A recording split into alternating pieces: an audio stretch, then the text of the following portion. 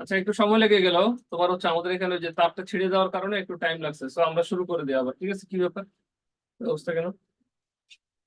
ভোগ অপেক্ষক সি সমান 15 + 0.3y নির্ণয় করুন। তো আমরা এখানে কয়েকটা জিনিস বের করব। আমরা এখানে কোন জিনিসটা বের করব সেই জিনিসগুলো আমরা দেই। এই প্রশ্নটা এখনো আসে নাই, আমার কাছে মনে হচ্ছে ইম্পর্টেন্ট।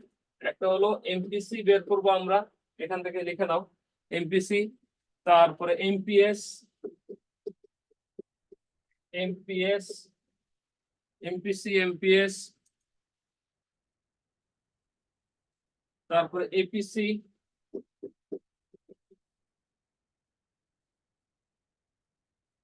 এপিসি,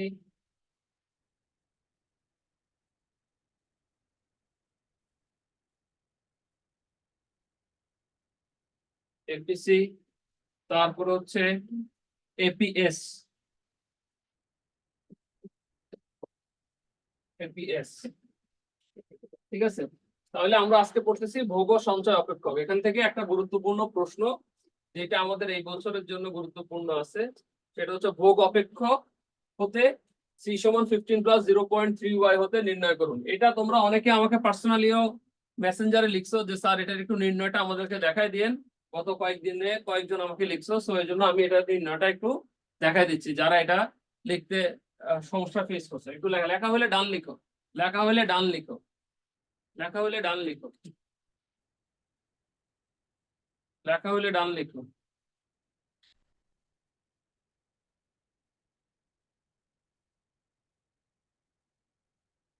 লেখা হলে স্যার সাউন্ড আসতেছে না, কি রে ভাই সাউন্ড আসে না কেন? তারা ওদের এখানে সমস্যা না, ডান লিখো, লেখা হলে ডাউন লিখো।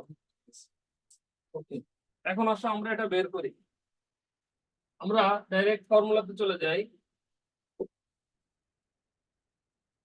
এম পি সি সমান ডিসি বাই ডিওয়াই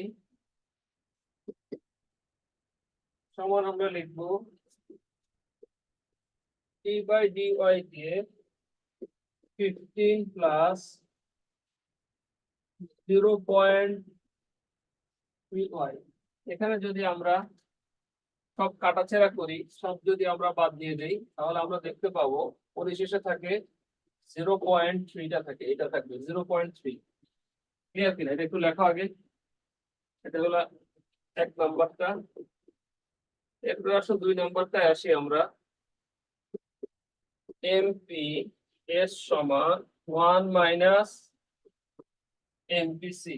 এখানে আমরা 1 - এমপিসির মানটা আমরা কত পেলাম? 0.3। তো 0.3 দিলাম। 0.3 দিলে আমরা উত্তরটা 1 থেকে 0.3 বাদ দিলে কত হয়? 0.7। 0.7,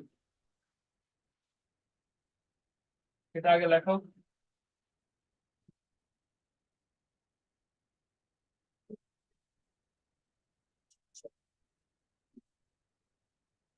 এই এখন নেটের প্রবলেম কি অনেকটা সলভ হয়েছে?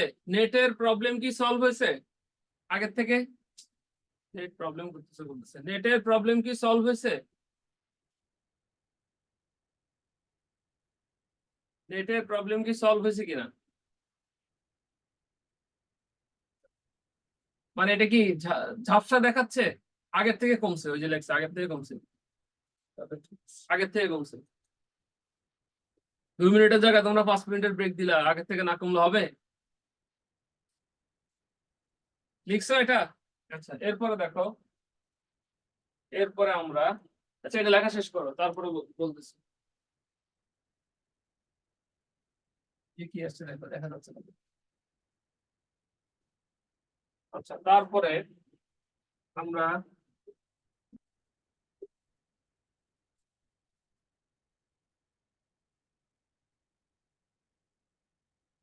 এপিসি সমান সি বাই ওয়াই। এপিসি সমান কি হবে? C by Y. সি এর টা আমরা জানি 15 + 0.3, 0.3 বাই ওয়াই। ওয়াই এখানে তাহলে আমরা যদি এটাকে আলাদা করি, 15/y প্লাস হচ্ছে 0.3। ক্লিয়ার কিনা? এটা আগে লিখি আমরা।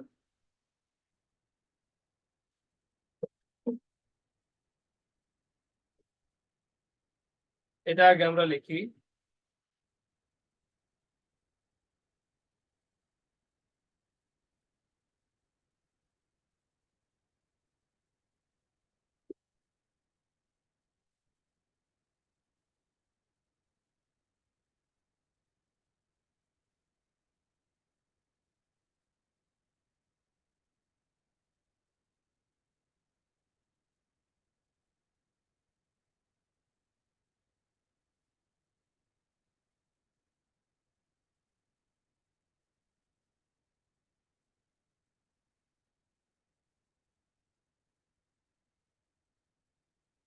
লিখছো?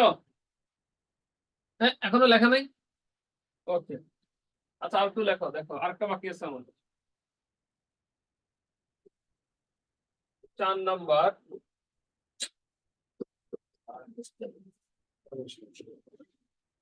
এপিএস সমান আবার 1 মাইনাস এপিসি, আসলে যায় নাই আবার ওই 1 মাইনাস এপিসি। তাহলে আমরা 1 মাইনাস এপিসি সমান আমরা কত পেয়েছিলাম?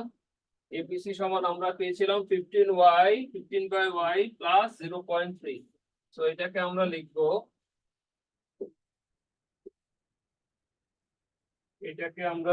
হলো 15/y প্লাস 0.3, ক্লিয়ার কিনা? সমান 1 মাইনাস 15/y মাইনাস 0.3 হয়। ঠিক আছে, মাইনাস দিয়ে আমরা গুণ করে দিলাম, মাইনাস 0.3।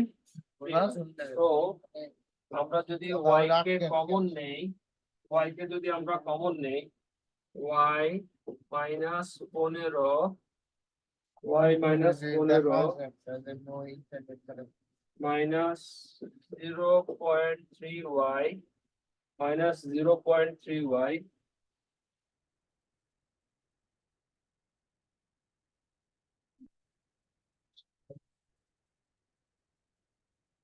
এপিসি মানে কি? এপিসি মানে হচ্ছে মার্জিনাল প্রপার্টি, কি লিখছে এটা? এমপিসি মানে কি? আচ্ছা, এমপিসি মানে হচ্ছে মার্জিনাল প্রপোর্শনালিটি টু কনজিউম, ঠিক আছে? ইয়েস,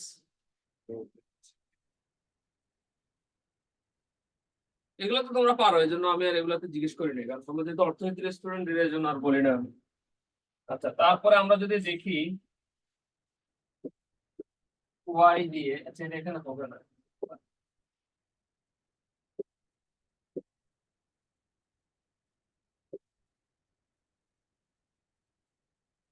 তোমরা যদি দেখি ওয়াই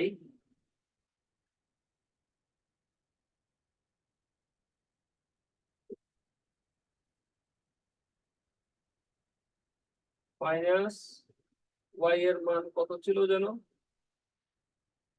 এমপিএস এর মান কত ছিল? y মাইনাস 15 মাইনাস 0.3/y, তাহলে হচ্ছে minus 15 plus minus 15 plus 0.7y হবে, 0.7y হবে। আরে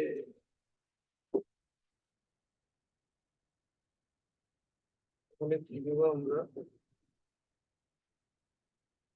মাইনাস 15 প্লাস হলে 0.7y বাই y, তাহলে আমরা এটাকে বলতে পারি minus 15y plus 0.7, marginal property to consume, right?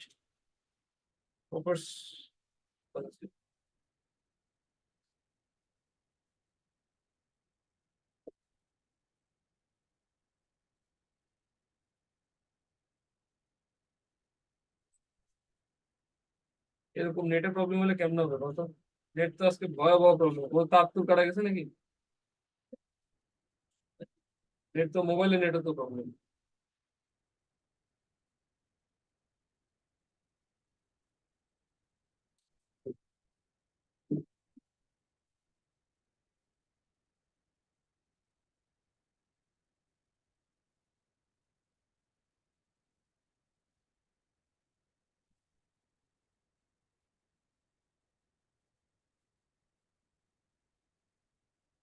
যারা এমপিসির ফুল মিনিং জানতে চাও, এমপিসি ফুল মিনিং হইল মার্জিনাল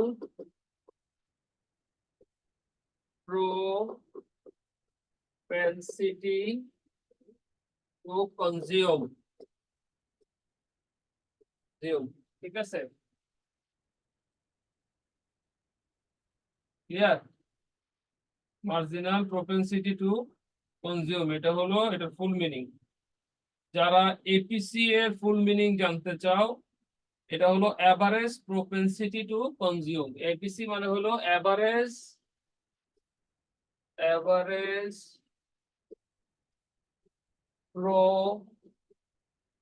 propensity টু কনজিউম। এগুলো তো জানা কথা, এগুলো তো জানো তোমরা, এই জন্য আমি আর বলি কনজিউম। আচ্ছা, তোমরা অনেকে রিকোয়েস্ট করছো স্যার প্রথম থেকে একটু দেখান, তাইলে আমাদের সুবিধা হয়। প্রথম থেকে একটু দেখাই দেই, প্রথম থেকে একদম প্রথম থেকে একটু দেখো, একবার প্রথম থেকে দেখে নাও, ধীরে ধীরে লেখো, তাড়াহুড়া করার কিছু নেই। আমাদেরকে এই ক্লাসটা একটা ক্লাসে শেষ করতে বলছে, আমি গত ক্লাসেও দিছি, এই ক্লাসেও দিছি, আমরা তা ভালোভাবে শিখবো।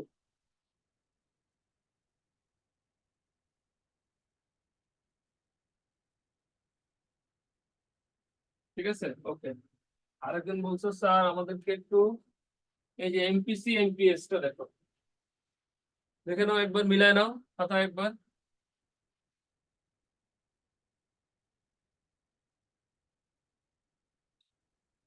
এইটা একটু মিলায় নাও। এপিসি দেখতে চাইছো, এপিসি দেখতে চাইছো, average propensity to consume, average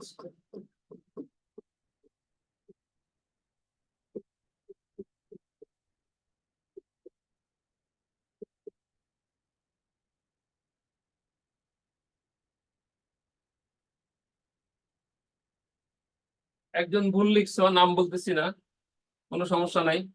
একজন প্রপার্টি বলছো, প্রপার্টি না প্রপেন্সিটি হবে, ভুল লিখছে একজন, নাম বলতেছি না। মন খারাপ করার কিছু নেই, ভুল মানুষ করতেই পারে, ভুল করা দোষের কিছু না। Average propensity to consume, clear কিনা? ঠিক আছে,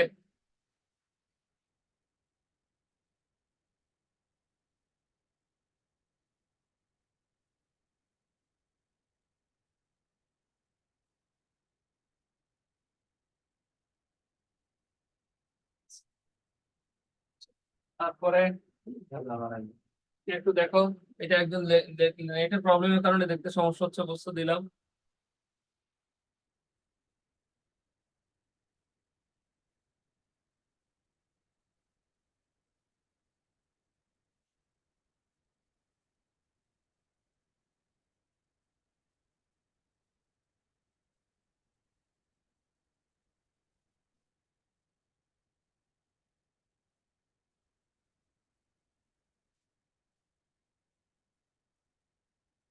ক্লিয়ার কিনা?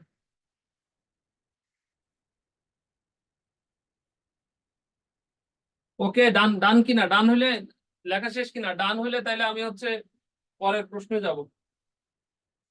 ডান হলে ডান লিখো, তাড়াহুড়া করার কিছু নাই, ডান লিখো।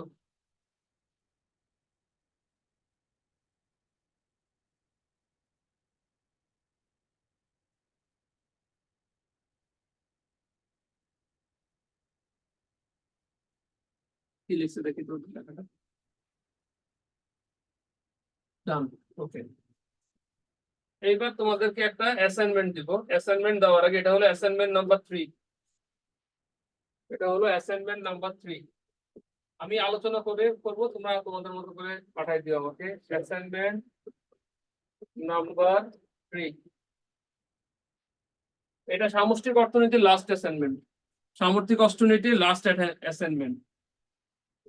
ও এমপিসি 1, ও এমপিসি 1 এর তাৎপর্য ব্যাখ্যা করুন। এর তাৎপর্য ব্যাখ্যা করুন। এটা অ্যাসাইনমেন্ট নাম্বার 3। Assignment number 3। বলতে পারো স্যার এটা কেন দিয়েছেন, এটা 2007 সালের প্রবেশক পরীক্ষা আসছে, এরপরে আসে নাই। আমার কাছে এই বছর এটা ইম্পর্টেন্ট মনে হচ্ছে, সেজন্য এটা দিছি। এখন অনেকে বলতে পারো যে স্যার ও এমপিসি 1 এর যে তাৎপর্য ব্যাখ্যা করুন, এটা নিয়ে একটু বলেন এই জিনিসটা কি। এটা হলো প্রান্তিক ভোগ প্রবণতা। এই যে আমরা যেটার কথা বলতেছি এটাকে বলে হলো প্রান্তিক ভোগ প্রবণতা। এটাকে বলে প্রান্তিক ভোগ প্রবণতা। আমরা গত ক্লাসে বলেছিলাম যে মানুষের যখন আয় বাড়ে মানুষ তখন সবকিছু ব্যয় করে না, কিছু জিনিস মানুষ সঞ্চয় করার চেষ্টা করে। কারণ সব যদি মানুষ ব্যয় করে তাহলে সঞ্চয় কিভাবে হবে। তো সামষ্টিক অর্থনীতির মধ্যে মানুষের সঞ্চয়ের কথাটাও সবসময় কি হয় বলা থাকে। এজন্য প্রান্তিক ভোগ প্রবণতা যেটা, প্রান্তিক ভোগ প্রবণতা যেটা, সেটার যদি মানটা ধনাত্মক হয় তাহলে এর একের চেয়ে কি হবে, কম হবে। আমরা যেটা করব সেটা হচ্ছে মানুষের আয়ের পরিবর্তনের ফলে ভোগের যে পরিবর্তন হয়, আয়ের পরিবর্তনের ফলে ভোগের যে পরিবর্তন হয় সেটাকে তোমরা এখানে তুলে ধরবা।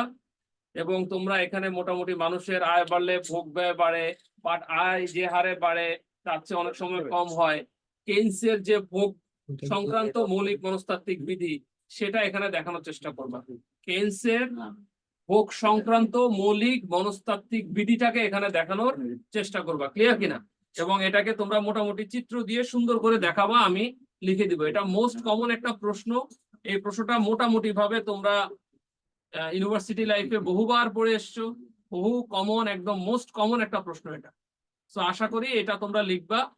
এবং এইটা আমি চেষ্টা করব তোমাদের সবারটা দেখে দেওয়ার জন্য। এটা একটা অ্যাসাইনমেন্ট হিসেবে থাকবে, অ্যাসাইনমেন্ট নাম্বার 3। এটা লিখে রাখা, অ্যাসাইনমেন্ট নাম্বার 3 সামষ্টিক অর্থনীতির শেষ অ্যাসাইনমেন্ট। এটা সামষ্টিক অর্থনীতির শেষ অ্যাসাইনমেন্ট। ক্লিয়ার কিনা? এটা লিখে নাও, একবার স্ক্রিনশট দিয়ে নাও। অনেকে আমাকে জিজ্ঞেস করো যে স্যার অ্যাসাইনমেন্ট গুলো আবার দেন, আমাকে মেসেঞ্জারে দাও। এটা সপ্তম হচ্ছে আহ কি বলে এটাকে, নিবন্ধনে এসছে।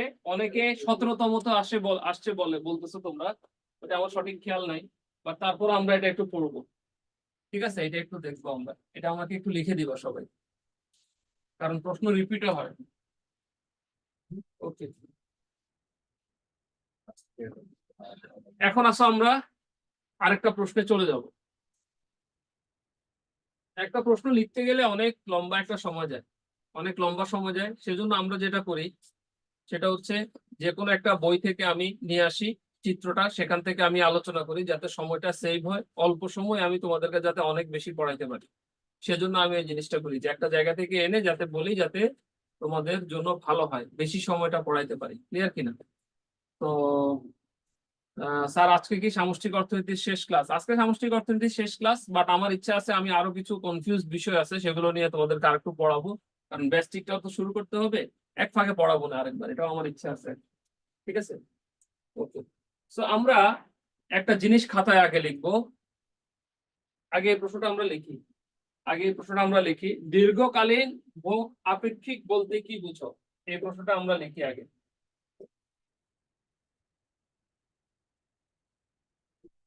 দীর্ঘকালীন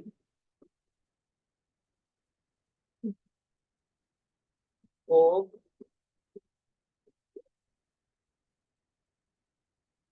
আপেক্ষিক বলতে কি বুঝো? দীর্ঘকালীন ভোগ আপেক্ষিক বলতে কি বুঝো? ক্লিয়ার কিনা? এই প্রশ্নটা এখনো পরীক্ষা আসে নাই, তারপর আমরা পড়াচ্ছি। এটা কি আসছে দেখো তো, আমি ওদের কমেন্ট দেখি না। এটা কি? সরাসরি আমি দেখি না। রাজীব সাহা, এই কোশ্চেনটা চিত্র দিব না স্যার? হ্যাঁ, কোনটা আগের কোশ্চেনটা চিত্র দিবা, এটারও চিত্র দিবা। এটা চিত্র আমি দেখাবো, এটা আমি পড়াবো। এটা চিত্র দেওয়ার দরকার নেই, এটা অ্যাসাইনমেন্ট, এটা আমি পড়াবো। সবাই একটু লিখো, আমি বলি। এখানে একটু লিখো, 3-4টা লাইন একটু লিখো। এটা শুরুতে 3-4টা লাইন একটু লিখো। প্রথমে লেখো মানুষের ভোগ ক্ষমতা প্রকৃতপক্ষে মানুষের ভোগ ক্ষমতা প্রকৃতপক্ষে আয়ের উপর নির্ভরশীল। মানুষের ভোগ ক্ষমতা প্রকৃতপক্ষে আয়ের উপর নির্ভরশীল।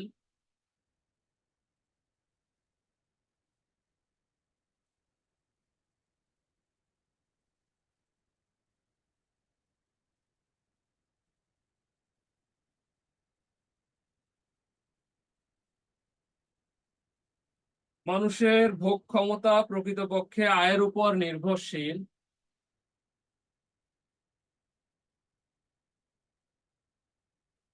ভোগ আপেক্ষিক ব্যয় মূলত বলা হয়, ভোগ আপেক্ষিক ব্যয় মূলত বলা হয়, ভোগ আপেক্ষিক ব্যয় মূলত বলা হয় আয়ের উপর, আয়ের উপর ভোগ ব্যয়ের নির্ভরশীলতাকে, আয়ের উপর ভোগ ব্যয়ের নির্ভরশীলতাকে, আয়ের উপর ভোগ ব্যয়ের নির্ভরশীলতাকে।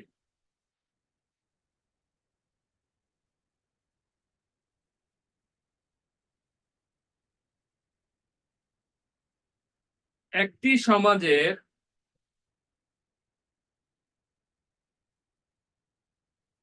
একটি সমাজের,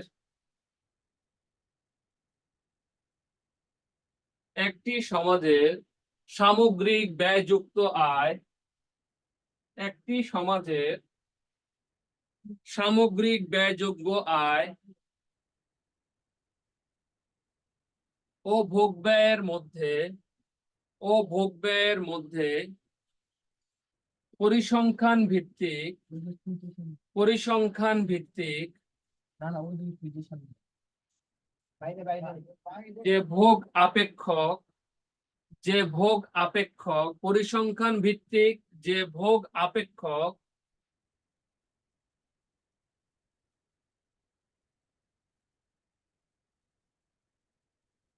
প্রাক্কলন করা হয়, প্রাক্কলন করা হয়, প্রাক্কলন করা হয়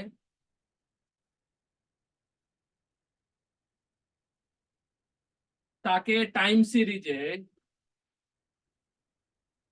ভোগ আপেক্ষিক বলা হয়, তাকে প্রাক্কলন সিরিজে ভোগ আপেক্ষিক বলা হয়।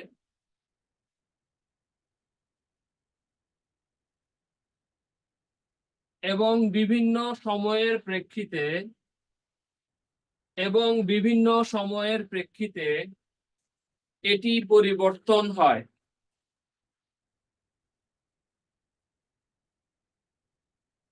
এটি দু ধরনের হতে পারে, এটি দু ধরনের হতে পারে।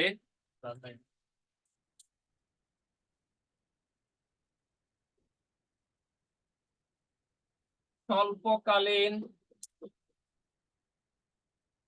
ভোগ আপেক্ষক,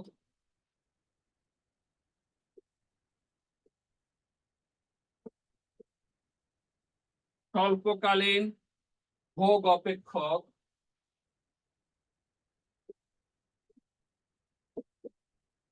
দীর্ঘকালীন ভোগ অপেক্ষক।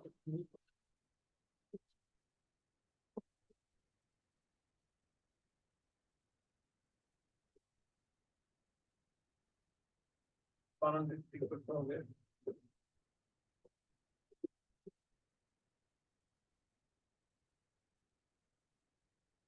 দীর্ঘকালীন ভোগ অপেক্ষক।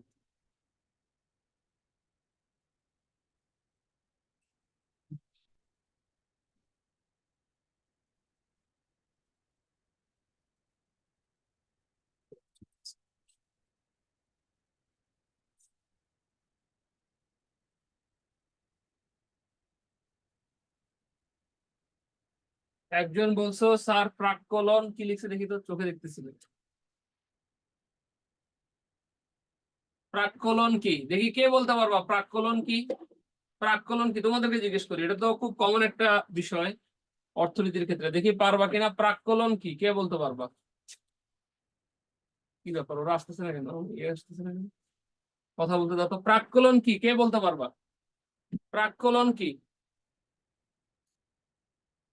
কে বলতে পারবা? প্রাক্কলন কি? সবাইকে আনমিউট করো। প্রাক্কলন কি কে বলতে পারবা?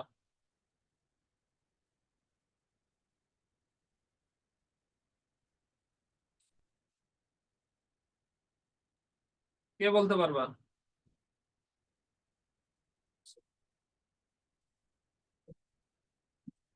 প্রেডিকশন, এক ভেরি গুড। সিরাজুল ইসলাম বলছে প্রেডিকশন। যেমন ধরো আমরা যদি দেখি যে আমাদের অর্থ মন্ত্রণালয় কি করে, আমাদের অর্থ মন্ত্রণালয় হলো বাজেট প্রস্তুত করে, এবং অন্যান্য মন্ত্রণালয় বা অধিদপ্তর যেগুলো আছে সেগুলো তার উপর ভিত্তি করে অনুমান নির্ভর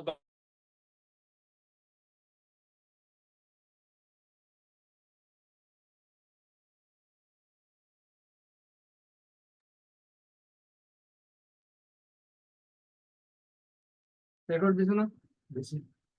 আজকে নেটে খুব সমস্যা, জন্য নেটের কারণে একটু আহ সমস্যা হচ্ছে। আচ্ছা, এটাতে প্রাক্কলনকে আবার আমরা অনেকভাবে বলতে পারি। আমাদের বিভিন্ন ধরনের যে খরচগুলো হইতে পারে, বিভিন্ন ধরনের আমাদের যে খরচগুলো আছে না, সেই খরচগুলোকেও কিন্তু এটাতে বোঝানো যায়, যে আমার কতটুকু খরচ হবে, কতটুকু ব্যয় হবে, এই জিনিসটাকে বোঝানো যায়। ক্লিয়ার কিনা? ক্লিয়ার কিনা? ওকে। মার্জিনাল বলতে কি স্যার অতিরিক্ত কোনো কিছু বুঝি কিনা? লুবনা বলছে না, মার্জিনাল বলতে অতিরিক্ত না, মানে একেবারে লেভেলে থাকবে। মার্জিনাল বলে অতিরিক্ত কোনো কিছু না।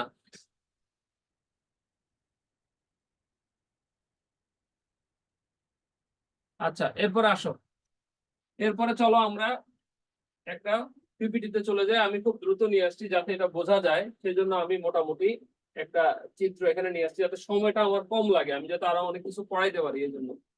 যেমন দেখো, আমরা সবাই জানি যে আয় এবং ভোগ ব্যয়ের মধ্যে একটা সম্পর্ক বিরাজ করে, এবং আয় এবং ভোগ ব্যয়ের মধ্যে যে সম্পর্কটা বিরাজ করে সেটা একটা দীর্ঘকালীন একটা সম্পর্ক। এই সম্পর্কটাকে আনুপাতিক ভোগ ব্যয়ও কি করা হয়, বা ভোগ অপেক্ষকও কি বলা হয়। এখানে আমাদের একটা খুব গুরুত্বপূর্ণ জিনিস বলা উচিত, যে আমরা অনেকে মনে করি এটা মনে হয় খুব দীর্ঘ সময় থাকতে পারে, 20 বছর 30 বছর, আসলে বিষয়টা সেরকম কোনো কিছু না। যে কোনো ধরনের স্থির উপাদান সেটা সবসময় কি হয়, সেটা সবসময় পরিবর্তনশীল হয়। সুতরাং দীর্ঘমেয়াদী কোনো ভোগ যদি আমি করি, কোনো দীর্ঘমেয়াদী কোনো আমরা যদি কিছু করি, তার রেশ সব সময় আমরা দেখি অনেক সময় ভোগ হিসেবে কি থাকে না। এক্ষেত্রে আয় যদি শূন্য হয়, ভোগ ব্যয় শূন্য হয়। This is a most important line. আমরা যখন খাতা কাটি তখন আমরা কিন্তু এই জিনিসটা খেয়াল করি যে স্টুডেন্ট কি লিখছে। আয় শূন্য হলে ভোগ ব্যয় কি হবে, শূন্য হবে। তোমরা অনেকে চার্ট দাও না, এরকম যদি একটা কাল্পনিক সংখ্যার মান বসায়া তোমরা যদি একটা চার্ট দাও, এই চার্টটা দেখলে কিন্তু আমাদের জন্য খুব ভালো লাগে। সি সমান কি?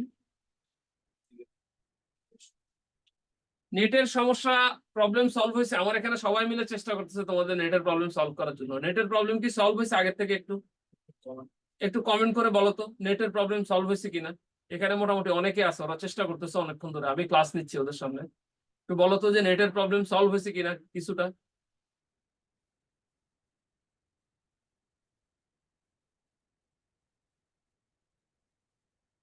এখনো কি প্রবলেম হচ্ছে? কারণ আমাদের এখনো টেকনিক্যাল লোকজন আছে এখানে, সেজন্য আমি বলতেছি, আমি ক্লাস নিচ্ছি, ওরা এখানে কাজ করছে পিছনে। এখন আছে কিনা একটু কনক্রিট ভাবে সবাই যদি বলো তাহলে ভালো হয়। কিছুটা, পুরোটা হয়নি। পুরোটা হয়নি, ইমপ্রুভ হয়েছে কিন্তু পুরোটা হয়নি। মাথা ব্যথা করতেছে।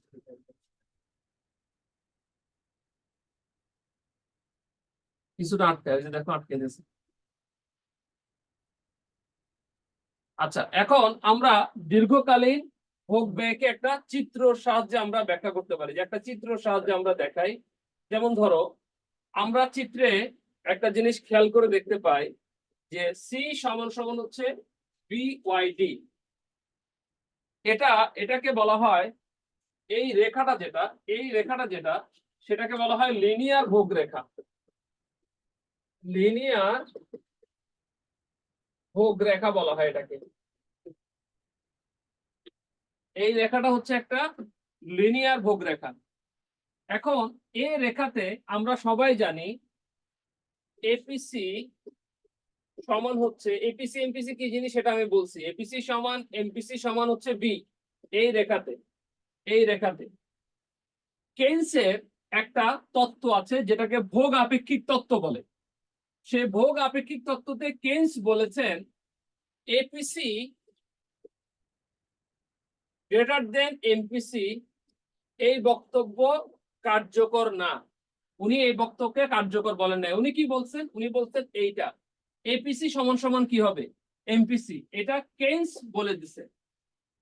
বিভিন্ন ধরনের আমরা দেখতে পাই পরবর্তীতে অর্থনীতিবিদরা বিভিন্ন ধরনের ডেটা কালেক্ট করছে, পরিসংখ্যান কালেক্ট করে তারা দেখছে যে এই যে এপিসি গ্রেটার দেন এমপিসি এটা যে কেইন্স সমর্থন করে না, কেইন্স যে বলে এপিসি সমান এমপিসি সমান বি, এটা কি সঠিক কিনা।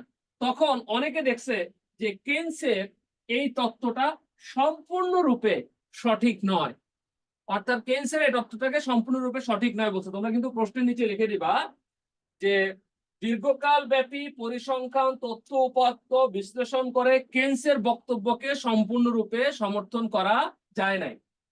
তো আমরা এই পুরো আলোচনার ক্ষেত্রে বা সংজ্ঞা যেটা লেখেছি সেটা দিয়ে আমরা বুঝতে পারি একটা বিষয় যে দীর্ঘ মেয়াদে যে আয় এবং ভোগ ব্যয় থাকবে তা কার্যকরী সম্পর্ক বিরাজ করে। আরেকবার বলি, দীর্ঘ মেয়াদে যে আয় এবং ভোগ ব্যয় থাকবে তা কার্যকরী সম্পর্ক কি করে বিরাজ করে, তাকে দীর্ঘকালীন ভোগ অপেক্ষক বলা হয়। সেজন্য আমরা বলে থাকি সি সমান সমান বি ওয়াই। একজন আমাকে একটু আগে প্রশ্ন করছো, স্যার সি সমান বি ওয়াই কিভাবে আসছে, আমি একটু চুপ করেছিলাম এটা বলার জন্য। তোমার একটা প্রশ্ন ছিল, সো এই জন্য আমি এই জিনিসটা এখানে দেখাই দিচ্ছি, এই জন্য আমি চুপ করেছিলাম তোমার কমেন্টে, কারণ এখানে যাতে তোমরা দেখতে পাও। একজন লিখছে স্যার চিত্র স্পষ্ট না, চিত্র স্পষ্ট না নেটের প্রবলেমের কারণে। ঠিক আছে, সো মোটামুটি ভাবে এটা লিখছি। ঠিক আছে, ওকে। সো তাহলে আরেকবার মোটামুটি আমরা আরেকবার দেখি। আমরা এই চিত্রটা আমরা যদি সংক্ষেপে আরেকবার বলি, এই রেখাটা একটা লিনিয়ার ভোগ রেখা, এই জন্য আমরা বলছি সি সমান বি ওয়াই ডি। এই রেখাতে আমরা বলছি এপিসি সমান সমান এমপিসি বাই বি। কেইন্সের যে ভোগ আপেক্ষিক তত্ত্ব আছে সেখানে কেইন্স বলছে যে এপিসি গ্রেটার দেন এমপিসি এটা কার্যকর হয় না। উনি বলছেন এপিসি ও এমপিসি কি হবে সমান হবে। বিভিন্ন ধরনের তথ্য উপাত্ত সবকিছু বিশ্লেষণ করা হয়েছে, সব তথ্য উপাত্ত বিশ্লেষণ করে এই বক্তব্যটাকে সম্পূর্ণ সত্য পাওয়া যায় নাই। সেই জন্য আমরা যখন এই প্রশ্নটা লিখব আমরা বলবো যে দীর্ঘমেয়াদী আয় ও ভোগ ব্যয়ের মধ্যে যে কার্যকরী সম্পর্কটা থাকে, দীর্ঘমেয়াদী আয় ও ভোগ ব্যয়ের মধ্যে যে কার্যকরী সম্পর্ক বিরাজ করে তাকে দীর্ঘকালীন ভোগ অপেক্ষক বলা হয়। দীর্ঘকালীন ভোগ অপেক্ষক বলা হয়। যেমন সি সমান বি ওয়াই। ক্লিয়ার কিনা? এর চেয়ে সহজ করে কিভাবে বুঝাবো বলো? এই পারি না এটা আমাদের এখানে।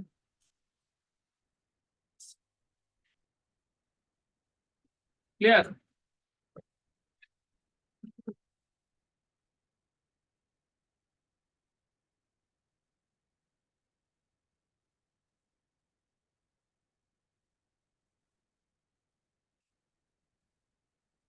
এইবার আসো দীর্ঘকালীন ভোগ অপেক্ষকের যে বৈশিষ্ট্য সেটা নিয়ে আমরা আলোচনা করব। খাতায় একটু প্রশ্নটা লেখো, এটা ভেরি ইম্পর্টেন্ট, এটা তোমাদের সাজেশন আমি দিলি। দীর্ঘকালীন ভোগ অপেক্ষকের বৈশিষ্ট্য আলোচনা করুন। দীর্ঘকালীন ভোগ অপেক্ষকের বৈশিষ্ট্য আলোচনা করুন। পানি আন দিতে বলতো, প্রলোভনগুলো আসে না কেন? ওই বাড়ি থেকে আসছে এখনো? ওদের ইয়ে কুড়িগ্রামের ছেলেটা। দীর্ঘকালীন ভোগ অপেক্ষকের বৈশিষ্ট্য আলোচনা করো।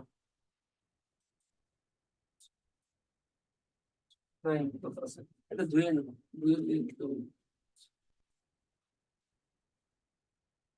পড়াশোনা কেমন চলতেছে তোমাদের বাসায় সবার? পড়াশোনা কেমন চলতেছে বাসায়? পড়াশোনা কেমন চলতেছে?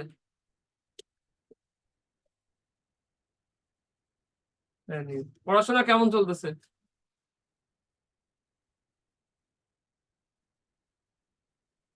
লুবনা বলতেছে ভালো, আঞ্জুমান আরা বলতেছে স্যার ভালো চলছে। দেখি কয়েকজনের সাথে একটু কথা বলি তোমাদের।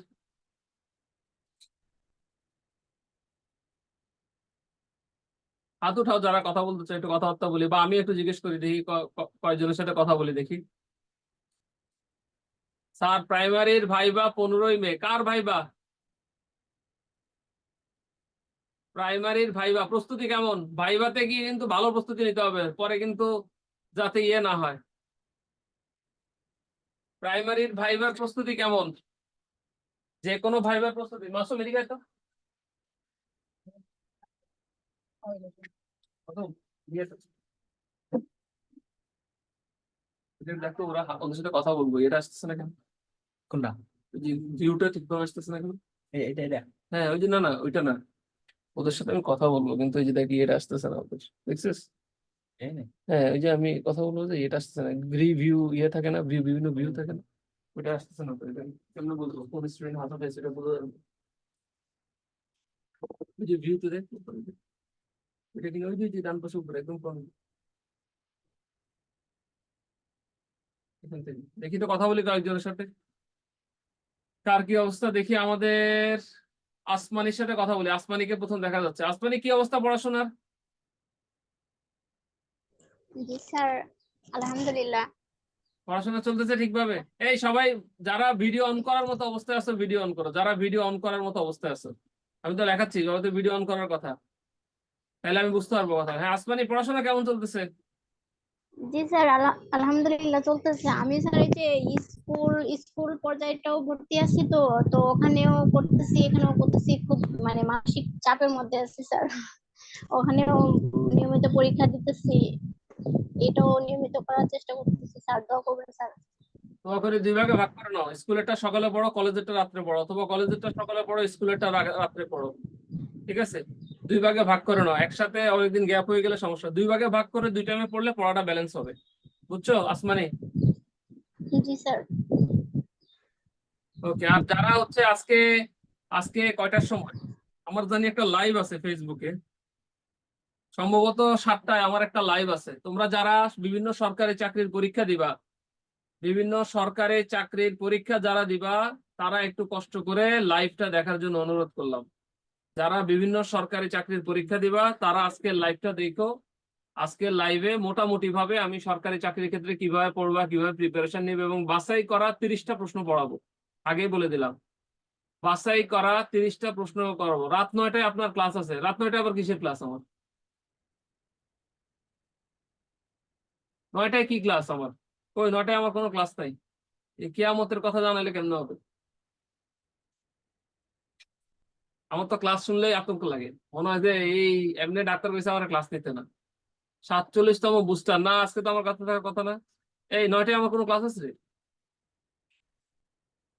ওরা বলতেছে আমার বিসিএস ক্লাস আছে বলে আজকে। আমার তো হওয়ার কথা না, মানে কার কারো দিচ্ছে দেখি। 47 বুস্টার কার ক্লাস আছে?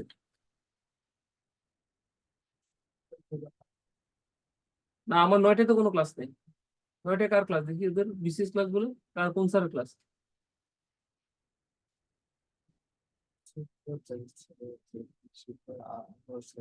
না না, বিসিএস বুস্টার দেখো না, বিসিএস বুস্টার। ফুজাইল স্যারের ক্লাস, ফুজাইলের ক্লাস, আমার ছোট ভাই ফুজাইল খুব প্রিয়, তার ক্লাস। ঠিক আছে, আমাদের সিরাজ আমাকে প্রায় সময় প্রশ্ন করে, আমি একটু সিরাজুলের সাথে কথা বলি। সিরাজ কি খবর তোমার, কেমন আছো তুমি? আসসালামু আলাইকুম রহমতুল্লাহ। আসসালাম। স্যার ভালো পড়াশোনা আছি। কেমন হচ্ছে? তুমি অফিসে না বাসায় বসে ক্লাস করতেছো? বাসায় স্যার। বাসায় কি অবস্থা বলো, পড়াশোনা কেমন চলতেছে তোমার? অন এভারেজ বলা যায়, বা এর চেয়ে আরো কম। মানে খুব বেশি পাচ্ছি না পড়াশোনার আগ্রহ বলেন, বা মানে হয়ে উঠতেছে না এটা। যাদের স্যার পড়াশোনা, আমার একটা প্রশ্ন ছিল, সেটা হচ্ছে ওই তোমার এই জায়গাটা ভুলে যাবো, দীর্ঘকালীন বা একটু অ্যাড করি, স্বল্পকালীন, যেমন আসতেছি একটু ভুলে যাবো, একটু অ্যাড করি। যাদের পড়াশোনার প্রতি মাঝে মাঝে পড়তে গেলে ভালো লাগে না, এরকম হয় প্রত্যেকটা মানুষের। এটা একটা সবার জন্য বলতেছি, যাদের পড়তে ভালো লাগে নাই, এটা হয় অনেকে। তো আমার ছেলেকে আমি ওইদিন জিজ্ঞেস করতেছিলাম সকালবেলা, কিরে আজকে তো তোর পরীক্ষা, কালকে তো তোর পরীক্ষা, পড়াশোনা করবি না? তো সে আমাকে বলতেছে আমার পড়তে ভালো লাগতেছে না। তখন আমি বুঝলাম যে সে এটা, তার মাথায় এটা প্রেশার লাগে। তো তার মাও টিচার, আমিও টিচার, তো তার তো পড়াশোনা ভালো লাগার করার কথা। তাহলে তখন আমি বুঝলাম যে হি ইজ ফিলিং স্ট্রেস। তো আমি তাকে অফিস থেকে এসে বাইরে ঘুরতে নিয়ে গেলাম। তো তার মা বলতেছে পরীক্ষার আগের দিন ঘুরতে নিয়ে গেছে, একটু ঘুরে আসলাম। তো বললাম বাবা কেমন লাগে? তো বাবা ভালো লাগে। বলছে, এবার পর। বিষয়টা হচ্ছে তার মানে তোমরা স্ট্রেসে আছো। যাদের পড়াশোনায় কোনো কারণে মন বসে নাই, ভালো লাগে নাই, তাদের একটা স্ট্রেস থাকে। আমার বাবা বলেন, কখনো এরকম স্ট্রেস লাগলে তোমরা হেঁটে আসবা, মসজিদে যায় 2 রাকাত নামাজ পড়বা, একটু ইয়ে করবা, দেখবা পড়ার প্রতি মনটা বসবে। এই জিনিসটা মাথায় রেখো। স্নায়ু প্রেশার নিবা না, পড়ার আগে পজিটিভ চিন্তা করবা, তাহলে তোমাদের পড়াটা ভালো হবে। খুব সিম্পল, বাইরে থেকে একটু হেঁটে আসবা, একটু ঘুরে আসবা, পড়ার আগে পজিটিভ চিন্তা করবা, ইনশাআল্লাহ তোমরা পারবা। এটা একটু মনে রেখো সবাই, এটা সবার কাছে অনুরোধ। যদি বিশ্বাস না হয়, তোমরা তোমাদের সন্তান যাদের আছে, যাদের নিজেদের কাছে আছে, এটা একটু অ্যাপ্লাই করো, ভালো লাগবে। এটা একটু অ্যাপ্লাই করো, ভালো লাগবে, দেখবা আমি ভালো লাগবে। একটু স্ট্রেস ফিল করতেছি, এটা সত্য স্যার। হ্যাঁ, স্ট্রেস থাকবে, পার্ট অফ লাইফ। মানুষের লাইফে স্ট্রেস থাকবে, এটা নিয়ে মানুষ আগাবে, এটা নিয়ে স্যার আমার একটা মানুষ প্রশ্ন আগাবে। ছিল, সেটা হচ্ছে আমরা দীর্ঘকালীন এবং স্বল্পকালীন বলতে কি আসলে কি এখানে সময়কে মিন করে, যেমন স্বল্পকালীন বাজার ভারসাম্য রেখা বা দীর্ঘকালীন বাজার ভারসাম্যের ক্ষেত্রে, হ্যাঁ, তারপরে এখানে স্বল্পকালীন ভোগ, দীর্ঘকালীন ভোগ, এখানে কি আমরা কি সময়কে মিন করব নাকি অন্যান্য অনেক আরো বিষয় জড়িত থাকবে? সময়কে সময়কে প্রধানত মিন করবা, এর বাইরে অন্যান্য যে বিষয়গুলো আছে সেগুলোকে মিন করতে হবে। উভয় মিলে যদি তুমি লেখো, তোমার মার্ক ক্যারি করবে ভালো। ঠিক আছে, ওকে। দেখি আমাদের রাজিয়া সাহা হাত উঠেছে, আমাদের রাজিয়ার সাথে একটু কথা বলি, নাহলে রাজিয়া মন খারাপ করে, বললো আমি হাত উঠালাম, স্যার কথা বললো না। রাজিয়া কি খবর? রাজীব সাহা, আমি যদি ভুল না করি, চোখে একটু ঝাপসার কারণে, নেটের সমস্যার কারণে ঝামেলা হচ্ছে। হ্যালো। হ্যাঁ, কি অবস্থা, ভালো আছো? হ্যাঁ স্যার, ভালো। আপনি ভালো আছেন? আছি ভালো। পড়াশোনা কেমন চলতেছে? স্যার এই তো স্যার, ভালো করার চেষ্টা করতেছি। কিন্তু স্যার আজকে আমার একটু ভালো লাগতেছে। স্যার আজকে মানে আপনি যতগুলো ক্লাস করাইছেন, স্যার আজকে আপনার লাইভ ক্লাস করতে পারতেছি। আমি এতদিন হচ্ছে রেকর্ড ক্লাস করছি, কারণ হচ্ছে আমার মার স্কুলে এসে ওয়াইফাই ক্লাস করতে হয়, আমার বাসায় ওয়াইফাই নাই। যার কারণে স্যার আজকে বিকালে ক্লাস হওয়াতে ক্লাসটা করতে পারতেছে, ভালো লাগতেছে আর কি sir. Thank you so much. অনেকদিন পর স্যার। লাইভ ক্লাস ভাল লাগে না রেকর্ড ক্লাস ভাল লাগে? আমার কাছে, আমি যখন ট্রেনিং এর ক্লাসগুলো করি, আমাদের বিভিন্ন, আমি ইন্টারন্যাশনাল বিভিন্ন ট্রেনিং করি, তো রেকর্ড ক্লাস আমার কাছে বিরক্ত লাগে। আমার কাছে, আমি চেষ্টা করি লাইভ ক্লাস করার জন্য। স্যার এই জন্য কেমন আজকে লাগে আমি লাইভটা জানি না। করতে পারছি। আমি আসলে স্যার আপনার একটা ক্লাস করতে আসছিলাম, স্কুলের একটা ক্লাস। তখন দেখলাম যে আজকে হচ্ছে ক্লাস আছে আপনার, আর এই সময়, আর আমি যখনই আসছিলাম তখন ভাবলাম তাহলে আজকে আপনার লাইভ ক্লাসটাই করি। আমি ভাবছিলাম যে এটা মনে হয় আমারই লাগে, এখন দেখি আমার অনেক ছাত্রছাত্রী বলে অনেকেরই নাকি লাগে। আমার কাছে লাইভ ক্লাস না করতে ভালো। স্যার, আসলে স্যার ভালো লাগতেছে আর কি স্যার। থ্যাংক স্যার দোয়া করবেন যেন দোয়া স্যার যেন করি, ভালো করে তোমার জন্য করতে দোয়া পারি করি। আমি প্রিপারেশন। সবসময় নামাজ পড়ে আমার সন্তান, আমার মা বাবা আর আমার ছাত্রছাত্রীদের জন্য সবসময় আমি প্রতি প্রতি ইয়াতে আমি দোয়া করি, আমার সন্তান, আমার ছাত্রছাত্রী আর আমার মা বাবার জন্য সবসময় আমি দোয়া করি। স্যার আপনিও ভালো থাকবেন স্যার, আপনি এত অসুস্থ থেকে আমাদের জন্য এত কিছু করতেছেন, সেটাও স্যার ভাবি আমি আমরা যে করতে আপনার তো হবে অনেক যে কষ্ট আরো হচ্ছে। বেশি করা উচিত, আরো করবো ইনশাল্লাহ। আহ আল্লাহ যদি কবুল করে, শেষ পর্যন্ত দেখবা আরো অনেক কিছু পাবা ইনশাল্লাহ। এটা মুখে না, কাজে দেখাইতে চাই। আরো পাবো হ্যাঁ অনেক স্যার। কিছু ইনশাল্লাহ। এখন একটু আমি একটু ধীরে আগানো পছন্দ করি। আমি আমি খুব ফাস্ট কোনো কিছু না, আমি গাছের গোড়ায় পানি দিয়ে গাছ রেডি করতে পছন্দ করি। আমি খুব ফাস্ট পছন্দ করি না। যেমন অনেকে আমাকে বলে, আমি দেখি যে স্যার সমীকরণ দেখাচ্ছেন না, স্যার এটা দেখাচ্ছেন না, স্যার ওইটা দেখাচ্ছেন না। আমি মনে করি আমার এখানে অনেক ছেলে মেয়ে আছে যারা একদম দুর্বল, একদম দুর্বল, 10 বছর অর্থনীতি স্যার আমার আগে অনেক কিছুতে অনেক প্রবলেম ছিল, যেগুলো হচ্ছে আপনি তো মানে আমি সহজ যেটা করে করছি, বুঝিয়ে দিচ্ছেন। স্যার আমার অনেকটা ইজি হয়ে গেছে তো স্যার। এই জন্য আমি যেটা করছি, চেষ্টা করতেছি তোমাদের বেসিক গুলা পড়ানো আগে শেষ স্যার করছি। আপনি তো ভালো করে পড়ান, কিন্তু স্যার অনেক দেখা যায় যে আপনি ক্লাসে পড়ান মনে থাকে, কিন্তু যখন পড়তে বসি তখন একটু কোশ্চেন বের সমস্যা করে হয়। স্যার তখন বইয়ে ওই স্যার রেকর্ডটা হচ্ছে আবার দেখবো সমস্যা। কোশ্চেন গুলো স্যার ভালো করে আপনার মতো পাই না, মানে অ্যান্সার তো পাই না, আবার যেগুলো পাই মানে ওরকম মনোভূত হয় না। তখন স্যার দেখা যায় যে অনেক সময় আপনার রেকর্ড ক্লাস গুলো দেখে দেখে আমি আপনার কথাগুলো নোট করি, যে আপনি কি বলতেছেন, মানে আপনার কথাগুলো মনে থাকে আর কি, মানে বুঝতে পারি আর কি, ইনশাল্লাহ দোয়া যে তোমাদের আপনি জন্য সবার। উদাহরণ গুলা বলেন, এগুলো মনে থাকে। হ্যাঁ, চেষ্টা যেমন করি আমি আর কি আমি মনে রাখার। অর্থনীতির ক্ষেত্রে আমি পড়াইতে গিয়ে তোমাদের সবাইকে একটা বিষয় খেয়াল করলাম। যেমন আমি আমার টার্গেটটা বলি আছে, আমি চাচ্ছি যে তোমাদেরকে প্রথমে দেখবা প্রচুর সংজ্ঞা রিলেটেড জিনিস আমি পড়াইছি প্রথম বেশ কয়েকটা ক্লাসে। তো অনেকে লাফাইতেছে, আরে আপনি সমীকরণ পড়ান না, এই পড়ান না। পণ্ডিতের তো অভাব নাই আমাদের এখানে। তো মেইন বিষয় যেটা, সেটা হলো আমার তো অনেক বাচ্চা আছে অনেক দুর্বল, 10 বছর ধরে অর্থনীতির সাথে কোনো সম্পর্ক নেই। অনেকে আছে 35-32 বছর বয়স, ও 10 বছর ধরে পড়েই নাই কোনো বই। তো তাকে আমাকে আবার ওই জিনিসগুলো মনে করাইতে হবে না? ওই জিনিসগুলো তো তার মাথায় আমাকে আনতে হবে, আনার পরে তারপরে তাকে এগুলো দিতে হবে, তাইলে জিনিসগুলো তার কি থাকবে, মনে থাকবে। এই জন্য এখন আস্তে আস্তে দেখবো আমরা সমীকরণ বেস জিনিসগুলো চলে যাবো। অস্থির হওয়া যাবে না, অস্থিরতা খুব খারাপ। আরেকজন মেসেজ করছে যে অনেক কোর্সের ক্লাস শেষ হয়ে যাচ্ছে, আমাদের ক্লাস কেন শেষ হচ্ছে না? আরে বাবা, আস্তে ধীরে আগাও। তোমার পরীক্ষার কি এখনো ডেট দিছে না তোমার পরীক্ষা এখনো রুটিন দিছে? ওদেরটা শেষ হইলে হোক না, আমরা আমাদেরটা আস্তে ধীরে যাই, আমরা ধীরে ধীরে পড়ে যাই, ধীরে ধীরে আগাই। যেমন ধরো আমার যে ছোট ছেলেটা, তাকে দেখি ওর মা সরেয়া শিখায়, তো সরেয়া এই লিখতে পারে তো পারে না, আবার ABCD লিখায় তো পারে তো পারে না, ওর মানে ছোট মানুষ। ওরা যদি আমি এখন বকা দেই যে তুই পুরাটা লিখবি, ওটাই ভালো। ওই খেলাটা কেমন? ওকে যদি আমি বলি যে পুরাটা লিখবি, তাইলে কি ও পারবে? ওকে তো সময় দিতে হবে। তো তোমাদের এরকম, তুমি ঢাকা ইউনিভার্সিটিতে পড়তেছো, ভালো জায়গায় পড়তেছো, তুমি কারেন্ট স্টুডেন্ট, তোমার গতি একরকম হবে, যা অনেকদিন সংসার করে চাকরি করে তার গতি আরেক রকম হবে। সবাইকে একটা সময় গিয়ে একই গতিতে নিয়ে আসতে হবে, তারপরে জেট বিমানের মতো আমরা সবাই কি করতে পারবো। একটু পরে ঠিক করলে ভালো হয় না? আমি হচ্ছে তো, আমি একটা ইম্পর্টেন্ট কথা বলতেছি, তো একটু পরে ঠিক করি। সো ওই গতিটা আনতে হবে, ওই গতি পর্যন্ত ওয়েট করতে হবে সবাই। হ্যাঁ, হতাশ হওয়ার কিছু নাই। হতাশা আসলে মাঝে মাঝে হয় কি, তখন আমাদেরও খারাপ লাগে, আমরা তো মানুষ। ধরো মাঝে মাঝে তোমাদেরকে সার্ভিস দেই, অনেক সময় যদি দেখি যে তোমরা এত বেশি নেগেটিভ, তখন মনে হয় দূর, এদের জন্য কষ্ট করে কি করো, পড়াই দিয়ে যাই। মানুষ তো আমরা, হিউম্যান বিং না, আমাদেরও তো জিনিসগুলো কাজ করে ব্রেনের ভিতরে, ব্যাপারটা বুঝতে পারছো? তো এই জিনিসগুলো একটু কাজে করবা। আশা করি সবার ভালো, ধীর গতিতে আমরা আস্তে ধীরে যাই, ভালোভাবে শিখে যাই, পাকাপোক্ত ভাবে। ক্লিয়ার কিনা? আমার অনেক প্ল্যান আছে, ওগুলো আমি এখন বলবো না, আস্তে আস্তে সাজেশন গুলো দিয়ে থাকি, তারপরে দেখবো আরো অনেক যে প্ল্যান গুলো আছে সেগুলোকে ইনশাল্লাহ আমরা আরো বেশি পরিমাণে সাকসেস করার চেষ্টা করবো, যেটা আমাদের সাকসেস রেটটাকে আরো বেশি নিয়ে আসবে ইনশাল্লাহ। তারপরে রোজিনা বলো, রোজিনা একটু হাত উঠেছে, রোজিনা বলো, রোজিনা আক্তার। আসসালামু আলাইকুম স্যার। হ্যাঁ, রোজিনা বলো। কখন ভাইকে বলেন, আমি কখন ভাইকে রোজিনা কেমন আছেন? আছি ভালো, তুমি ভালো আছো? বল।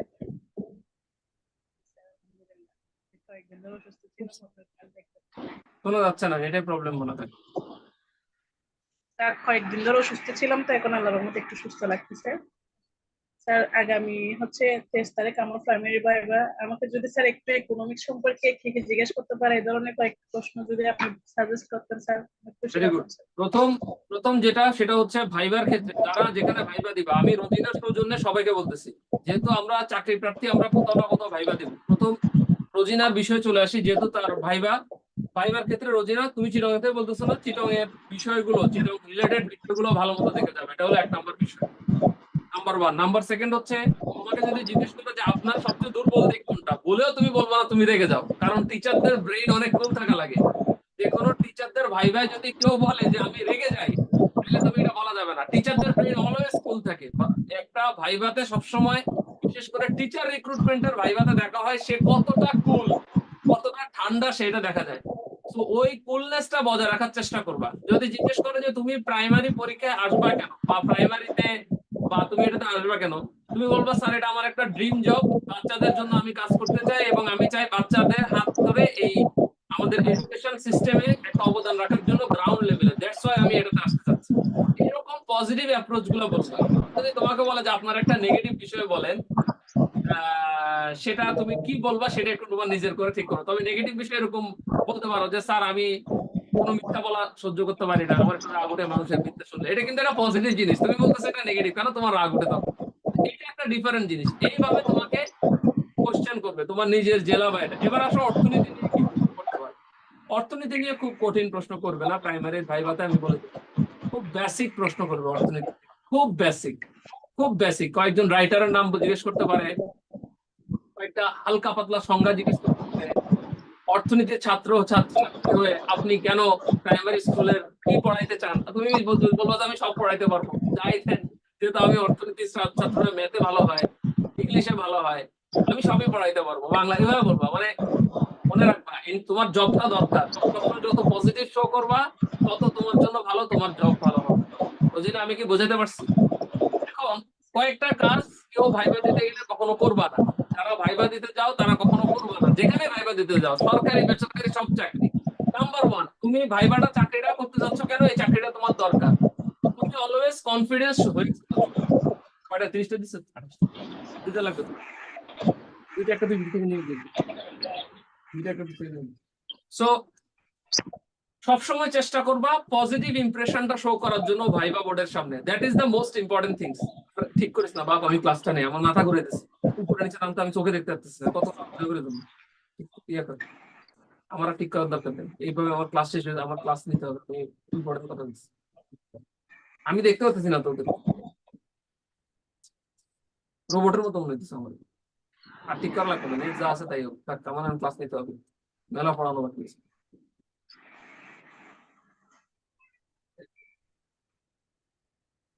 ওরা আসে না গেছে এটাই তো আমি বুঝতে পারছি।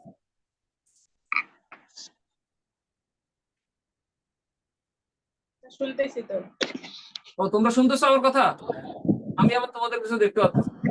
আচ্ছা, সো যে বিষয়টা হচ্ছে, তোমরা যারা ভাইবা দিবা, ভাইবা দিতে গেলে পজিটিভ ইমপ্রেশন শো করার চেষ্টা করবা। কখনো আগের জনকে জিজ্ঞেস করবা না যে আপনি ভাইবাতে আপনাকে কি জিজ্ঞেস করছে, কারণ তোমাকে ওটা নাও জিজ্ঞেস করতে পারে। নাম্বার ওয়ান, ঠিক আছে, তোমাকে এটা নাও জিজ্ঞেস করতে পারে। তারপরে সেকেন্ড বিষয় যেটা, সেটা হলো তুমি অর্থনীতির যখন ওইখানে স্টুডেন্ট হিসেবে যাবা বা যে কোনো ভাইবাতে গেলে, তুমি কখনো চেষ্টা করবা না শো করার জন্য যে তোমার কনফিডেন্স কম। অলওয়েজ দেখাবা যে আমি confident guy, but over confident দেখাবা না। আর প্রশ্ন স্যারকে উত্তর শেষ করতে দিবা, তারপরে বলতে দিবা। অর্থনীতির বেসিক প্রশ্ন করবে, কালো টাকা, সাদা টাকা, তারপর অর্থনীতিতে টাকার গুরুত্বটা কি, তারপরে সরকারি অর্থ, বেসরকারি অর্থ, এই রিলেটেড খুব সহজ সহজ প্রশ্ন করবে। এগুলো পারবা, এগুলো নিয়ে তোমাদের টেনশন করার কিছু কারণ নাই। অর্থনীতির যে প্রশ্নগুলো জিজ্ঞেস করবে যারা ভাইবা দিবে, এগুলো তোমরা পারবা প্রাইমারিতে, এটা নিয়ে চিন্তা করার কোনো কারণই নেই, এটা পারবা ইনশাল্লাহ। But moral of the story হলো আমাকে কনফিডেন্ট থাকতে হবে। যদি আমি কনফিডেন্ট না থাকি, খুব সমস্যা। আর ভাইবা বোর্ডে অনেক সময় অনেকক্ষণ রাখবে। যদি ভাইবা বোর্ডে তোমাকে বেশি সময় রাখে, তাহলে মনে করবে এটা পজিটিভ। আর যদি ভাইবা বোর্ডে তোমাকে অনেক ক্ষেত্রে আগেও ছেড়ে দিতে পারে, যখন কোনো একটা স্টুডেন্ট লোককে আমরা দেখে বুঝি যে কনফিডেন্ট, একে বেশিক্ষণ রাখে না। যেমন ধরো বাংলাদেশের যতগুলো কোচিং সেন্টার আছে, তোমার কি মনে হয় আমার ভাইবা হবে? কেউ জীবন আমার ভাইবা হবে না, কেউ জীবনে না। মালিক পক্ষ বসবে, এক কাপ চা খাবো, ও দেখে বুঝবে যে ওরা আমার কিভাবে নিবে। Very simple. হ্যাঁ, যেমন আমাদের এখানে মুকুল স্যার ভাইবা নেওয়ার সময় অনেক দেখে, অনেক দেখে। আমাদের ক্ষেত্রে কোনো দেখা নাই, ডাকছে আয় ক্লাস নিয়ে শুরু কর, কারণ উনি আমরা ছোটবেলা থেকে ওনার সামনে ক্লাস টিচার হয়েছি, তো উনি তো আমাদের সম্পর্কে জানে আমরা কেমন পড়াই অনেক আগে থেকে। তো আমাদের কোনো অত ভাইবা হয় না, আসছি গেছি, ভাইয়া বলছে ক্লাস নেওয়া শুরু কর, শুরু করে দিচ্ছি, শেষ। কিন্তু তোমাকে তো ওরা চেনে না, তার মানে তোমাকে প্রত্যেকটা সময় যাচাই করবে। আর মনে রাখবা, মানুষ সবসময় ভালো রিক্রুট করতে চায়, ভালো রিক্রুট করতে চায়। সো পজিটিভ জিনিস চিন্তা করবা। আর লাস্ট যে বিষয়টা বলবো, যারা ভাইবা দিবা, যে কোনো চাকরির ভাইবার আগে মানুষের টেনশন আসে। আমি সবসময় দুইটা কাজ করি, সারা জীবন। এই তোমার হলো গত বছরের ফেব্রুয়ারিতে আমি শাহজালাল ইসলামী ব্যাংকে ভাইবা দিছিলাম ভিপি হিসেবে, বুঝতে পারছো? তো আমি জয়েন করি নাই, পর ন্যাশনাল ব্যাংকের একটা ছেলে জয়েন করছে। তো দুইটা প্রশ্ন আমি তোমাদেরকে বলি, যেটা যে দুইটা কাজ আমি করি। নাম্বার ওয়ান, ভাইবা দেওয়ার আগে, যে কোনো কিছু যাওয়ার আগে আমি 2 রাকাত নফল নামাজ পড়ি। নফল নামাজ পড়ে আমি বলি যে আল্লাহ, আমার পুরা টেনশনটা আমি তোমার হাতে দিয়ে দিলাম, এইবার তুমি যেটা সলভ করো। ফয়সালার মালিক আল্লাহ, আমি। তুমি যদি অন্য ধর্মের হও, মন্দিরে গিয়ে তুমি তোমার স্রষ্টা, তোমার মানে সৃষ্টিকর্তার কাছে তুমি তোমার মতো করে ওনার কাছে বলবা। যখন তুমি ওনার উপর দিয়ে দিবা, ওইটা নিয়ে তোমার আর কোনো টেনশন নাই। নাম্বার সেকেন্ড, যে বিষয়টা ভাইবারে ঢোকার আগ মুহূর্তে মনে করবা, কি এই জবটা না হলে আমার কি হবে, আমার জীবন কি থেমে থাকবে? আমার জীবন চলবেই। এই বিষয়টা ভেতরে মারাত্মক রকমের একটা কি দিবে, সাহস দিবে। আর কখনো কোনো ইন্টারভিউ বোর্ডে গিয়ে জিজ্ঞেস করবা না যে আপনাকে কি প্রশ্ন জিজ্ঞেস করছে, কখনো না। কারণ ওই প্রশ্নটা ব্রেইনে খেলে, তুমি ইন্টারভিউ দিতে যাবা, তুমি ধরা খাবা। ক্লিয়ার কিনা? আমি রোজিনাকে থ্যাংক ইউ জানাই, রোজিনা খুব সুন্দর একটা প্রশ্ন করছে। আমি জানি না রোজিনার ভালো লাগছে কিনা, বাট আশা করি রোজিনা একটা সাহস পাবে পরীক্ষা দিতে যাওয়ার আগে। আমরা সবাই রোজিনার জন্য দোয়া করি, আল্লাহ তাকে কামিয়াব করুক, আল্লাহ তাকে ভালো কিছু করে। ঠিক আছে রোজিনা? ওকে, ঠিক আছে। এবার আমরা চলো পড়াশোনায় চলে যাই, বাকিটাতে পড়াশোনায় চলে যাই। এবার আসো, দীর্ঘকালীন ভোগ আপেক্ষিক, মিউট করবো সবাই। দীর্ঘকালীন ভোগ আপেক্ষকের বৈশিষ্ট্য আলোচনা করুন। কাউকে কথা বলা লাগবে না, এখন পড়াবো আমি, আর ঠিকও করা লাগবে না, নেট আমি পড়ানো শেষ করি। দেখো, দীর্ঘকালীন ভোগ আপেক্ষকের বৈশিষ্ট্য কি? দীর্ঘকালীন ভোগ আপেক্ষকের অনেক বৈশিষ্ট্য আছে। প্রথম যেটা সেটা হলো ভোগের আয়ের অনুপাত এখানে স্থিতিশীল থাকে। এখানে যে ভোগের আয়ের অনুপাত সেটা সবসময় কি থাকবে? স্থিতিশীল থাকবে। ঠিক আছে, চলমান আয় ও ভোগ ব্যয়ের মধ্যে একটা নির্ভরশীলতা থাকে, সেটাকেই আমরা জানি যে ভোগ আপেক্ষিক সবসময় কি করে? নির্দেশ করে। আমরা সবসময় দেখি যে দীর্ঘকালীন ভোগ আপেক্ষক যেটা আছে তার ক্ষেত্রে আয় যদি শূন্য হয় তখন ভোগও কি হবে? শূন্য হবে। আরেকবার বলি, দীর্ঘকালীন ভোগ অপেক্ষকের ক্ষেত্রে আয় যদি শূন্য হয় তাহলে ভোগও কি হবে? প্লিজ চেঞ্জ করে না, একদম এখন ধরবা না, আমার খুব অসুবিধা হইতেছে, বাদ দাও, কোনো কিছু ঠিক করা লাগবে না, নেট এভাবেই থাকবে। না দরকার নেই, ডিস্টার্ব হয় আমার, ডিস্টার্ব হয়, দরকার নেই, একদম নেট ঠিক করাই লাগবে না, এখন আমি পড়াবো এভাবে। দীর্ঘকালীন ভোগ অপেক্ষকের আয় শূন্য হলে ভোগ কি হয়? শূন্য হয়, এটা মাথায় রাখবা। যেমন আমরা ভোগ রেখা যখন দেখি মূল বিন্দু থেকে উপরের দিকে উঠে, যখন কোনো ভোগ রেখা আমরা দেখি যে যখন কোনো একটা ভোগ রেখা মূল যে বিন্দু সেই বিন্দু থেকে যখন উপরের দিকে আস্তে আস্তে আস্তে আস্তে উঠতে থাকে তখন সি সমান 0.5y হয়। ক্লিয়ার কিনা? এটা একদম কমন একটা জিনিস, এটা মাথায় রাখবা।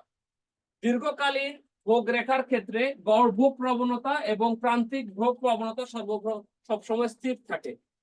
এই যে দীর্ঘকালীন ভোগ রেখার ক্ষেত্রে গড় ভোগ এবং প্রান্তিক ভোগ প্রবণতা সবসময় স্থির থাকে। বলছিলাম না এপিসি সমান এমপিসি হয়, এপিসি সমান এমপিসি হয়, অর্থাৎ দীর্ঘকালীন ভোগ রেখার সাথে প্রান্তিক ভোগ রেখা সবসময় স্থির থাকে, মানে কি থাকে? সমান থাকে।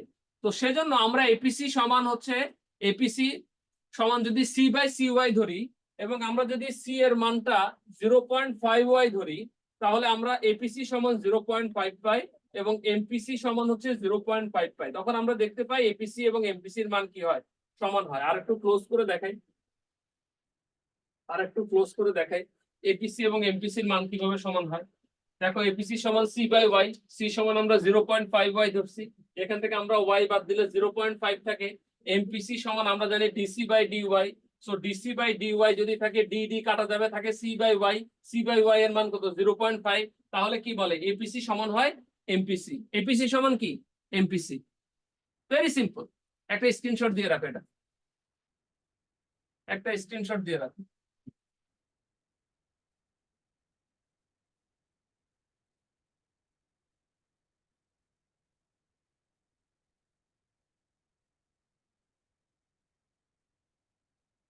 ওকে, আচ্ছা এরপরে আসো,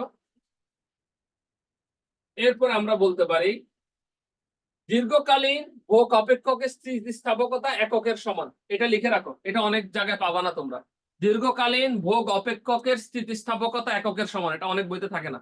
দীর্ঘকালীন ভোগ অপেক্ষকের স্থিতিস্থাপকতা এককের সমান, কারণ তোমরা এক একজন এক একটা পড়ছো, তোমাদের ছোটবেলায় এই জিনিসগুলো মোটামুটি তোমরা হচ্ছে মানে আগের অনার্স মাস্টার্স বা ছোটবেলার লাইফে এগুলো পড়ছো, কিন্তু এটা অনেক জায়গায় নাই, এই জন্য এই লাইনটা লিখতে বললাম। দীর্ঘকালীন ভোগ অপেক্ষকের স্থিতিস্থাপকতা এককের সমান।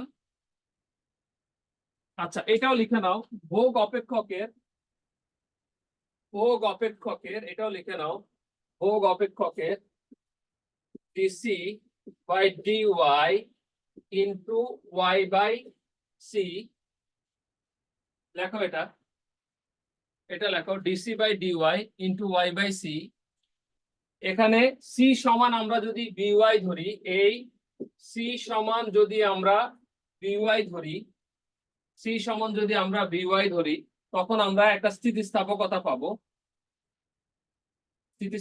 পাবো। সি সমান বিওয়াই ধরি, কাটাকাটি করলে তখন দেখবা, নিজেরা কাটাকাটি করে দেখো, কাটাকাটি করলে পাবো এরকম, অর্থাৎ বিওয়াই বাই বিওয়াই, এটা বাদ যাবে, উত্তর হবে 1। তার মানে হলো দীর্ঘকালীন ভোগ অপেক্ষকের স্থিতিস্থাপকতা এককের কি হবে? সমান হবে।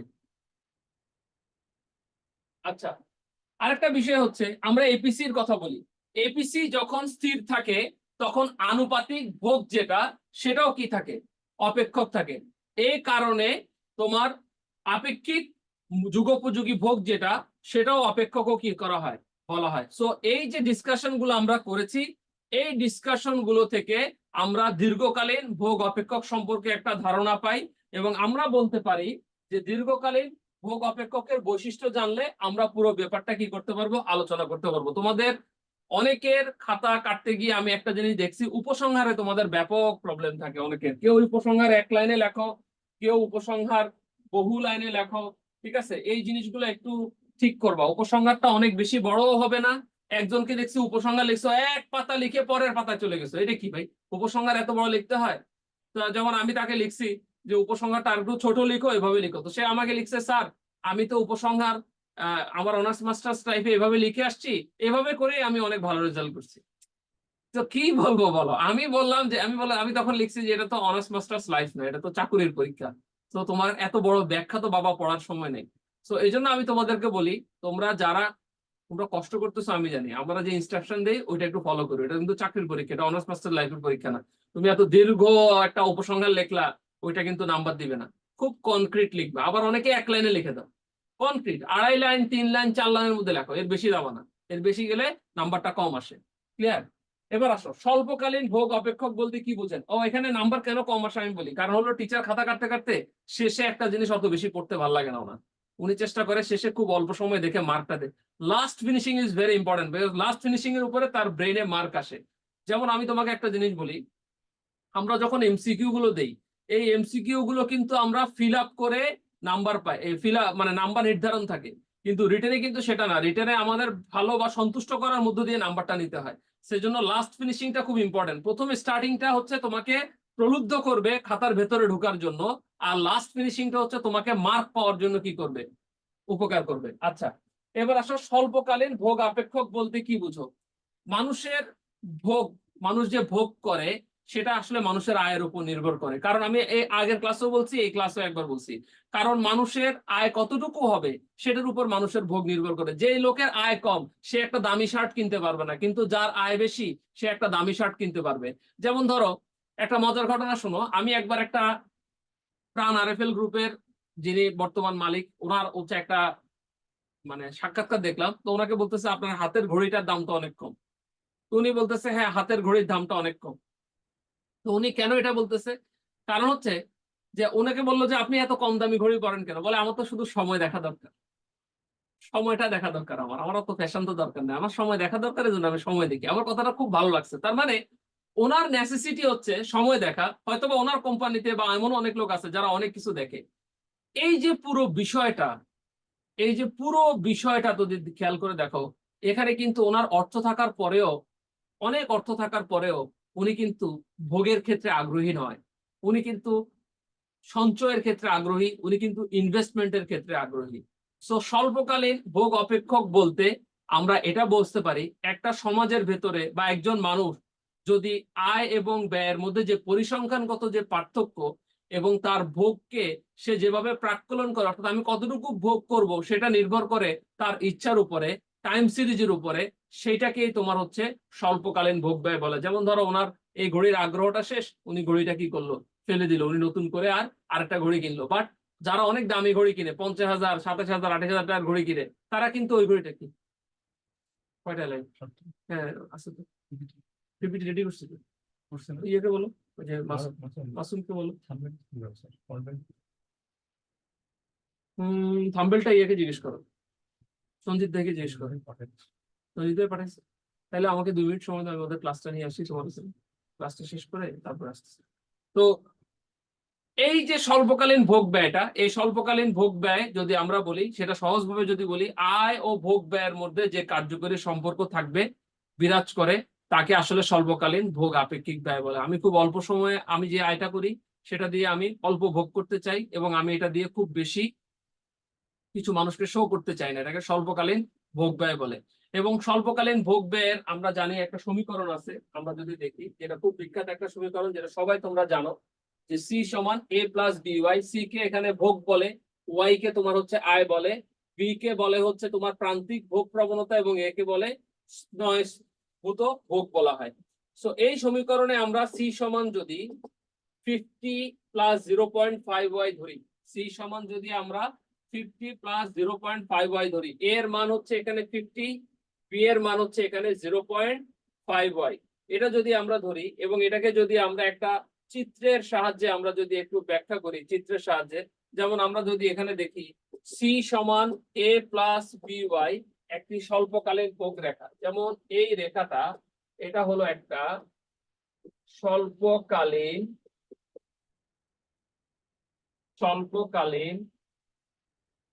ভোগ রেখা। এটা হলো একটা স্বল্পকালীন ভোগ রেখা। এই রেখায় আমরা দেখি যে ই এবং এফ বিন্দু যেটা, এই যে ই এবং এফ বিন্দু যেটা, সেখানে এমপিসি যদি স্থির থাকে তাহলে আয় বৃদ্ধি হয়, ফলে এপিসি বা ঘোর তোমার যে এটাকে কি বলা হয়, গড় ভোগ প্রবণতা যেটা, সেটা হ্রাস পায়। আরেকবার বলি, ই এবং এফ বিন্দুতে এমপিসি বা হচ্ছে প্রান্তিক ভোগ প্রবণতা যদি স্থির থাকে তাহলে আয় বৃদ্ধির ফলে এপিসি বা গড় ভোগ প্রবণতা কি পায়, হ্রাস পায়। তো সেই জন্য আমরা যদি ভালো মতো খেয়াল করি যে ওয়াই নট থেকে এই ওয়াই ওয়ানটা কি আসছে, চলে এসছে, যেখানে আয় বাড়লে ই এবং এফ বিন্দুতে রশ্মির ঢাল থেকে বলা যায় এপিসি ক্রমই কি পাচ্ছে, হ্রাস পাচ্ছে। ক্লিয়ার কিনা? সো এই জন্য এপিসি গ্রেটার দেন কি হয়, এপিসি গ্রেটার দেন হচ্ছে এমপিসি হয়। আচ্ছা, স্বল্পকালীন ভোগ অপেক্ষকের বৈশিষ্ট্য আলোচনা করো, এটা তোমরা নিজেরা পড়বা। স্বল্পকালীন ভোগ অপেক্ষকের বৈশিষ্ট্য, এটা তোমরা নিজেরা পড়বা। স্বল্পকালীন ভোগ অপেক্ষকের বৈশিষ্ট্য আলোচনা করুন, এটা তোমরা নিজেরা পড়বা। এটা একটা ইম্পর্টেন্ট প্রশ্ন। এবং এখানে আরেকটা বিষয় তোমাদেরকে একটু আমি দিয়ে দেই, অ্যাসাইনমেন্ট নাম্বার 2, অ্যাসাইনমেন্ট নাম্বার 2 আজকে 3 নাম্বার অ্যাসাইনমেন্টে 2 নাম্বার কোশ্চেন, অ্যাসাইনমেন্ট নাম্বার 2 এর কোশ্চেন নাম্বার 2, অ্যাসাইনমেন্ট 3 এর কোশ্চেন নাম্বার 2, সেটা হচ্ছে স্বল্পকালীন ভোগ আপেক্ষিক ভোগের বৈশিষ্ট্য আলোচনা করো। লেখো, স্বল্পকালীন ভোগ ও আপেক্ষিক ভোগ আপেক্ষকের বৈশিষ্ট্য আলোচনা করো। এইটা তোমরা দিবা, এই দুইটা অ্যাসাইনমেন্ট, এটা সব বইতে আছে। স্বল্পকালীন ভোগ অপেক্ষকের বৈশিষ্ট্য আলোচনা করুন, স্বল্পকালীন ভোগ অপেক্ষকের বৈশিষ্ট্য আলোচনা করুন, স্বল্পকালীন ভোগ অপেক্ষকের বৈশিষ্ট্য আলোচনা করুন, স্বল্পকালীন ভোগ অপেক্ষকের বৈশিষ্ট্য আলোচনা করুন। ক্লিয়ার কিনা? এই দুইটা অ্যাসাইনমেন্ট, এটার অ্যাসাইনমেন্টের টাইমটা আমি বলে দেই।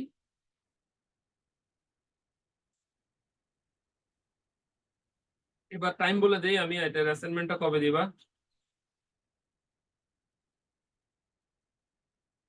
কবে দিতে যাচ্ছ বলো, তোমাদের কাছ থেকে শুনি, কবে দিতে যাচ্ছ, কয়দিন সময় চাচ্ছ দেখি, কয়েকজন লেখা তো, কবে দিতে যাচ্ছ এই অ্যাসাইনমেন্টটা, এই অ্যাসাইনমেন্টটা কবে দিতে যাচ্ছ দেখি, তোমরা বলো। আমি আমি আমি আমি বলবো না, তোমরা বলবা। 16-17 2 দিনের মধ্যে যে কোনো একদিন নাও, 16-17-18 3 দিনের মধ্যে যে কোনো একদিন, 16-17-18,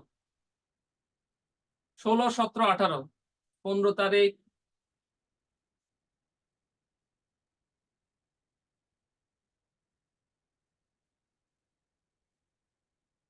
16-17-18 কবে চাচ্ছ? 15 তারিখ, দেখি একটু উপরে ওঠে তো, দেখতেছি না আমি লেখাটা, কত কত বলতেছে ওরা। 16-17 এখন পর্যন্ত 17 আগে আছে, ঠিক আছে। 17 তারিখ দিলাম, 17 তারিখ লাস্ট। 17 তারিখে এই অ্যাসাইনমেন্ট নাম্বার দিবা, সামষ্টিক অর্থনীতির 3 নাম্বার অ্যাসাইনমেন্ট। 17 তারিখে অ্যাসাইনমেন্টটা তোমরা জমা দিয়ে দিবা, 17 তারিখের মধ্যে অ্যাসাইনমেন্ট জমা দিবা। ক্লিয়ার কিনা? দেখি এইটা দিয়ে দাও। আর কারো কোনো কোশ্চেন আছে? কারো কোনো কোশ্চেন আছে? কারো কোনো কিছু বলার না থাকলে আমরা আজকের ক্লাস এখানেই শেষ করছি। ইনশাল্লাহ আমরা নেক্সট ক্লাসে আমরা হচ্ছে ব্যষ্টিক অর্থনীতি শুরু করব। তো সবাই ভালো থাকো, আজকে এখানেই ক্লাস শেষ করি। থ্যাংক ইউ, আল্লাহ হাফেজ, আসসালামু আলাইকুম।